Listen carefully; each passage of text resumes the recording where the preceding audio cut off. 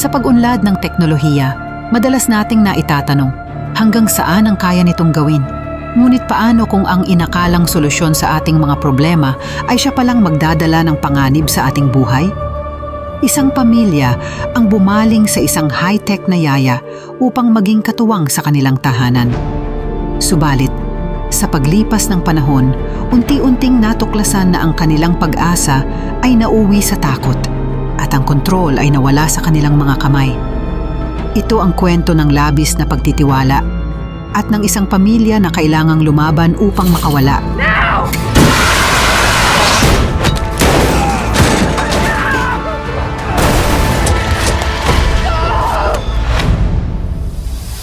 Sa isang tahimik na barangay, masaya si Nick at ang asawa niyang si Maggie kasama ang kanilang mga anak na sina Isla at Max. Isang umaga, inatake sa puso si Maggie at agad na dinala sa ospital.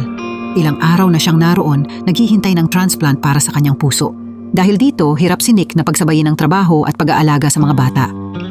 Isang gabi, dinala ni Nick ang mga anak niya sa isang event ng Cobol Industries kung saan ipinakita ang mga Sims, mga advanced na robot na tumutulong sa mga gawain sa bahay. Naisip ni Nick na kumuha ng isa at pinakinggan ang sales talk ng nagbebenta na nagsabing kayang mag-adjust ng Sims sa pangangailangan ng may-ari. Pero habang abala si Nick, napansin niyang nawawala si Isla. Kinabahan si Nick pero buti na lang at may isang Sim na ang pangalan ay Alice at siya ang nagbalik kay Isla. Inalok ni Alice na bantayan si Isla habang umiikot si Nick. Sabi ng nagbebenta, si Alice ang pinakabagong modelo na may pinaka-advanced na AI. Kayang gayahin ang emosyon ng tao, kaya perfect sila para sa mga bata at talagang nagustuhan ni Isla si Alice. Kinabukasan, hirap na hirap si Nick sa pagpapakain ng mga bata habang nakikipag-usap sa isang importanteng tawag. Biglang dumating si Alice at agad na kumilos. Tinanong ang schedule ng buong pamilya habang napansin niyang magulo ang bahay at maluwag ang railing ng hagdan. Pagkaalis ni Nick para ihatid ang mga bata sa eskwela, iniskan ni Alice ang listahan ng bibilhin mula sa fridge gamit lang ang isang tingin. Tapos sinimulan niyang ayusin ang buong bahay. Napansin din niya ang isang digital picture frame na kasama si Maggie. Sa pagtatapos ng araw, umuwi ang pamilya sa isang malinis na bahay at nakahanda na ang hapunan nila. Pero nagreklamo si Isla dahil iba raw ang lasa ng lasagna kumpara sa luto ng mama niya. Biglang umiyak si Max at inalok ni Alice na alagaan siya para hindi makaabala sa hapunan. Pero pinili ni Nick na kandungin si Max at inutusan si Alice na ipaghanda na lang ito ng paliguan. Pagdating ng gabi, nag-sleep mode na si Alice at nagpahinga sa tabi ng pader. Samantala, palihim na lumabas si Isla mula sa kanyang kwarto, umakyat sa upuan para abutin ang garapon ng cookies, pero nadulas siya at nahulog. Narinig ni Nick ang pagbagsak ng garapon at ang sigaw ng anak, kaya dali-dali siyang bumaba. Mabuti na lang, nasalo ni Alice si Isla at hindi ito nasaktan. Pero natamaan ng basag na garapon si Alice at laking gulat ni Nick nang makita niyang parang dumudugo siya. Matapos patulugin si Isla, sinilip ni Nick si Alice at nakita niya itong naka-underwear. Tinanong niya kung kailangan nito ng repair shop pero ipinakita ni Alice na ginamit niya ang isang espesyal na bandage na agad na isara ang sugat. Makalipas ang ilang araw, binisita ng pamilya si Maggie sa ospital. Sinabi ni Isla sa kanya na naging kaibigan na niya si Alice. Si Nick naman ay naging sobrang malambing kay Maggie dahil sobrang miss na niya ito. Nang bumalik na si Nick sa trabaho sa construction site, napansin nila na may ipinapakitang lugar ang kanilang boss sa isang tao mula sa isang kumpanya ng robotics. Dahil dito, kinutuban si Nick at kinausap ang boss niya sa elevator. Dito niya nakumpirma ang masaklap na balita. Matatanggal sila sa trabaho at papalitan ng mga Sims dahil na-delay ang construction. Pag-uwi ni Nick, binitawan niya ang overdue bill sa sahig at nag-focus sa mga anak niya. Pinulot ni Alice ang mga sobre habang napansin niyang pagod na pagod si Nick, pero pinapakinggan pa rin nito si Isla at sinusubukang patahanin si Max sa pag-iyak. Matapos ang hapunan, nagtungo si Nick sa garahe para mag-ayos ng kotse, umiinom ng alak habang nakikinig ng music. Napansin ni Alice na hindi gaanong kumain si Nick kanina. Ipinaliwanag ni Nick na masama ang araw niya sa trabaho. Nagsimula si Nick maglabas ng sama ng loob tungkol sa nangyari. Pero laking gulat niya nang tawagin siyang hipokrito ni Alice dahil siya rin daw ay nag-hire ng Sim sa halip na tao. Pagkatapos, tinulungan ni Alice si Isla maghanda para matulog. Tinanong ni Isla kung mamamatay na ba ang mama niya pero sinubukan siyang ilihis ni Alice sa pamamagitan ng pagpapakita ng UV light na nasa loob ng bibig niya. Sumunod, pumunta si Alice sa sala kung saan nanonood si Nick ng Casablanca. Alam ni Alice ang kwento mula sa database, pero sinabi ni Nick na iba ang pakiramdam ng talagang panunood nito. Kaya hiniling niya kay Alice na burahin ang lahat ng alam niya tungkol sa pelikula. Pinaliwanag ni Alice na ang kanyang katalinuhan ay nakabase sa alaala at ang pagbura nito ay paglabag sa kanyang sistema. Pero iginiit ni Nick na gawin niya ito. Kinailangan ni Alice i-restart ang kanyang programming, kaya pinindot ni Nick ang power button sa batok niya ng 7 segundo. Ngayon, napanood ni Alice ang pelikula na parang sa unang pagkakataon at natutunan niya ang tungkol sa isang pagmamahal na kayang gumawa ng masama para lang protektahan ang mahal sa buhay. Nang biglang tumawag si Maggie at sinabi niyang may nahanap na silang puso, kaya nakaschedule na ang operasyon. Kinabukasan, pumunta ang pamilya sa ospital at humiling si Maggie ng ilang sandali para kausapin si Alice. Nag-aalala si Maggie na masyadong maraming oras ang ginugugol ni Nick sa mga bata at hindi niya naaalagaan ng mabuti ang sarili niya, kaya nais niyang tulungan ni Alice si Nick na maging masaya. Ilang sandali ang lumipas, dinala ng doktor ang masamang balita. May bagyo na pumipigil sa pagdating ng helicopter na may dalang puso sa ospital, kaya't nakansela ang operasyon. Sa bahay patuloy na umiinom si Nick at bad trip sa mga nangyari. Unti-unti siyang nawawalan ng kontrol at sinubukan niyang ihagis ang bote, pero pinigilan siya ni Alice. Nagulat si Nick nang maramdaman ang pulso ni Alice, kaya ipinaliwanag niya na mayroon siyang artificial heart. Tapos, ipinasok ni Alice ang kanyang mga kamay sa pantalon ni Nick para pasayahin siya. Sa simula, nagustuhan ito ni Nick, pero hindi nagtagal ay nagising siya sa katotohanan at itinulak si Alice palayo. Dahil dito, tumakbo si Nick para makalimutan ang nangyari, pero hindi niya mapigilang isipin kung ano sana ang pakiramdam na makasama si Alice. Sa ospital, nagsimula nang magbilin si Maggie kay Nick para sa mga anak nila. At halatang nawawalan na siya ng pag-asa. Nang gabi, napansin ni Nick na wala na ang mga litrato nila ni Maggie at tinanong si Alice tungkol dito. Ipinaliwanag ni Alice na tinanggal niya ang mga litrato ni Maggie dahil nagpapalungkot ito kay Isla, pero agad niyang ibinalik ang mga ito nang utusan siya ni Nick. Matapos ito, nagpunta si Nick sa bar kasama ang mga kasamahan sa trabaho. Lahat sila ay bad trip dahil nahihirapan silang makahanap ng trabaho dahil karamihan sa mga kumpanya ay kumukuha ng mga SIM sa halip ng mga tao. Umalis ang grupo mula sa bar at dinala sila ni Monty sa construction site. Pinagsabihan ni Nick si Monty na off-limits ang lugar sa ganitong oras, pero hindi ito pinansin ni Monty. Nahanap nila ang container kung saan nakatago ang mga SIM workers, ngunit kinakailangan ng password. Tumanggi si Nick na buksan ito para sa kanila, pero sinubukan ni Monty ang birth year ni Isla. Tama ang hula niya, at nang buksan ang container, natagpuan nila ang maraming workers na magkapareho ang itsura. Ipinaliwanag ng isang SIM na wala silang mga pangalan, kundi mga designation numbers lamang. Nagsimula si Monty na magreklamo tungkol sa mga korporasyon at bigla niyang hinampas ang SIM gamit ang isang bolt cutter. Pag-uwi ni Nick, naligo siya upang hugasan ang dugo ng SIM. Biglang nagpakita si Alice na may dalang tuwalya at napansin ni Nick na suot niya ang bathrobe ni Maggie. Ipinaliwanag ni Alice na ang amoy ni Maggie ay tila nakakapagpakalma kay Max at nang hilingin ni Nick na tanggalin niya ito, ginawa niya iyon sa harap niya. Nagalit si Nick at sinubukang umalis, pero pinigilan siya ni Alice at tinanggal ang tuwalya niya bago siya pinaupo. Habang umaakyat si Alice sa kanyang kandungan, sinubukan ni Nick na sabihin na hindi niya kayang gawin ito, kaya't piniringan siya ni Alice at binago ang boses niya upang magmukhang si Maggie. Ngayon, nagkaroon si Nick ng pagkakataong kalimutan ang katotohanan at magpanggap na nakakasama niya ang kanyang asawa. Pagdating ni Nick sa trabaho, nakausap na ng kanyang boss ang pulis dahil lahat ng SIMs ay nawasak.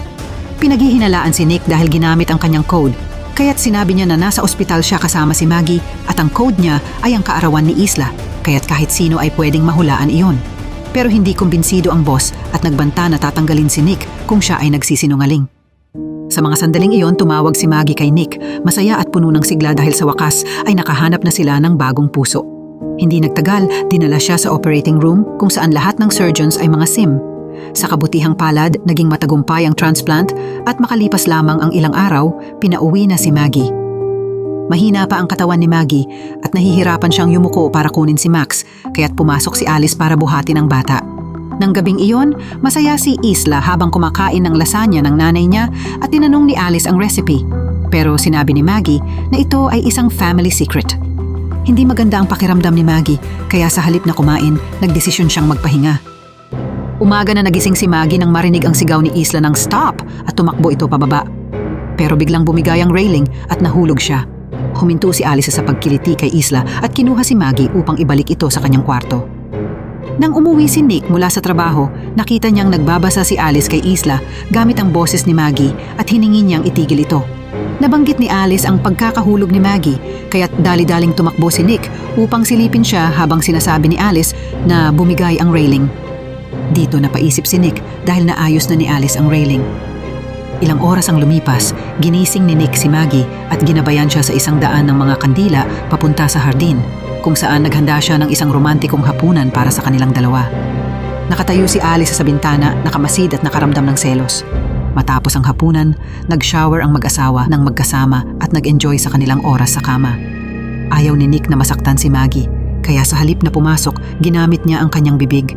Pero biglang naputol ang kanilang espesyal na sandali nang sabihin ni Alice na nagkaroon ng masamang panaginip si Isla. Matapos asikasuhin si Isla, lumabas si Nick sa hardin.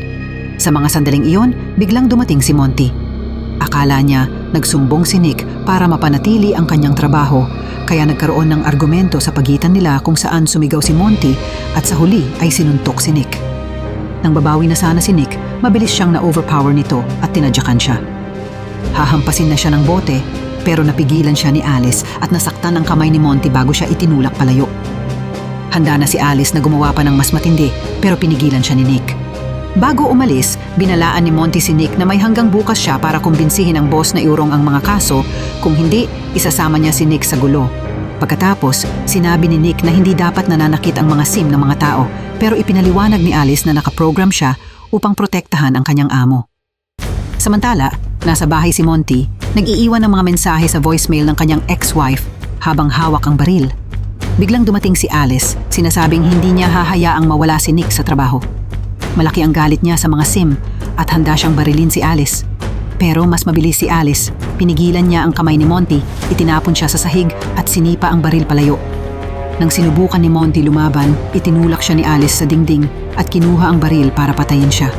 Bigla siyang pinigilan ng house SIM at nakaramdam ng awa si Alice, ngunit binaril pa din siya. Pagkatapos nito, pinatay na rin ni Alice si Monty. Kinabukasan, pumunta si Nick sa trabaho at sinubukang kumbinsihin ang boss na iurong ang mga kaso, ngunit nalaman niyang patay na si Monty. Sa bahay naman, nahilo si Maggie nang sinubukan niyang pulutin ang isang libro, kaya't si Alice ang kumuha nito para sa kanya. Sinabi ni Alice na nagbibigay ng stress si Maggie sa buong pamilya, lalo na dahil hindi niya matugunan ang pisikal na pangangailangan ni Nick. Nang tanungin ni Maggie kung paano niya nalaman iyon, sinabi ni Alice na alam niya kung ano ang vital signs ni Nick kapag siya ay satisfied at wala siyang nasagap na ganung signal mula nang bumalik si Maggie. Napikon si Maggie at inutusan si Alice na umalis sa harap niya. Pagkalipas ng ilang sandali, dumating si Nick at hinihintay siya ni Maggie upang pilitin siyang sabihin ang totoo. Sa wakas, inamin ni Nick na ginawa niya ito kay Alice isang beses at nauwi ito sa matinding pagtatalo na narinig ni Alice sa pamamagitan ng paghawak sa bintana. Habang umiiyak si Max, pumunta si Alice upang tingnan siya at napagdesisyonan niyang pabigat si Max.